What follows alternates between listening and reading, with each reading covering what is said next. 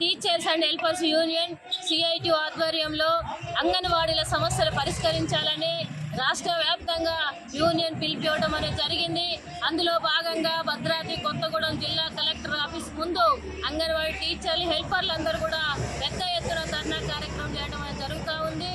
మొదటగా ఒకటి సీసీ కెమెరాలు బయోమెట్రిక్ విధానాన్ని వెనక్కి తీసుకోవాలని చెప్పేసి మేము డిమాండ్ చేస్తూ ఉన్నాం.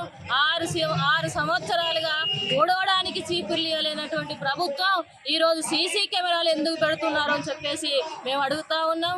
అంతేకాదు భద్రాద్రి కొత్తగూడెం జిల్లా ఏజెన్సీ ప్రాంతం బొగ్గు గనులు ఉన్నటువంటి ఏరియా సుమారుగా 70 డిగ్రీల ఎండ ఉన్నటువంటి పరిస్థితి ఉంది.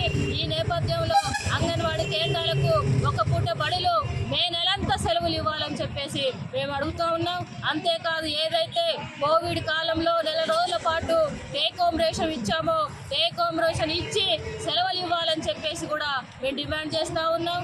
ఈరోజు ప్రభుత్వం అసలు పనిచేయని ఫోన్లు పాడైన ఫోన్లు ఇచ్చి ఈరోజు ఆ ఫోన్లలో మీరు ఆన్లైన్ సర్వేలు చేయండి, మొత్తం తల్లుల పిల్లల బయోడేటా మొత్తం చేయాలని చెప్తూ ఉన్నారు. ఆ ఫోన్లు అసలు పనిచేయట్లేదు. ఫోన్లు చేస్తారా చేయరా, చేయకపోతే మీ జీతాలు కట్ చేస్తామని బెదిరింపులు గురి చేస్తున్నారు. అందుకే ఈ పని చేయని ఫోన్లు, ఈ పాడైన ఫోన్లు మాకొద్దు. ఈరోజు మేము అధికారులకు DWO గారికి అందించడం కోసం కూడా ఇక్కడికి వచ్చాం. అంతేకాదు సమ్మెకాలం వేతనాలు కూడా ఇవ్వాలని చెప్పేసి డిమాండ్ చేస్తూ ఉన్నాం. ఆనాడు బీఆర్ఎస్ ప్రభుత్వం సమ్మెకాలంలో మే నెలంతా సెలవులు, ఒక పూట బలులు, 2 లక్షల ఇన్సూరెన్స్, PRC, IR వేతనాలు పెంచుతారని చెప్పేసి హామీ ఇచ్చారు. ఇప్పుడు గెలిచినటువంటి ప్రభుత్వాన్ని కూడా దృష్టికి తీసుకెళ్లాం, ముఖ్యమంత్రి గారి దృష్టికి కూడా తీసుకెళ్లాం, మంత్రి ICDS మంత్రి శాఖ మంత్రిగా ఉన్నటువంటి సీతక్క దృష్టికి తీసుకెళ్లాం, కమిషనర్ దృష్టికి తీసుకెళ్లాం. సమస్యలు పరిష్కరించకపోగా మరింత పనిభారాన్ని మోపుతా ఉన్నారు. ఇప్పుడు గ్రామ సర్వేలు రోజు 8 కుటుంబాలు అప్డేట్ చేయమంటుంది ఫోన్లో. 8 కుటుంబాలు కదా, ఒక్కొక్క కుటుంబానికి అర్ధగంట తీసుకుంటుంది.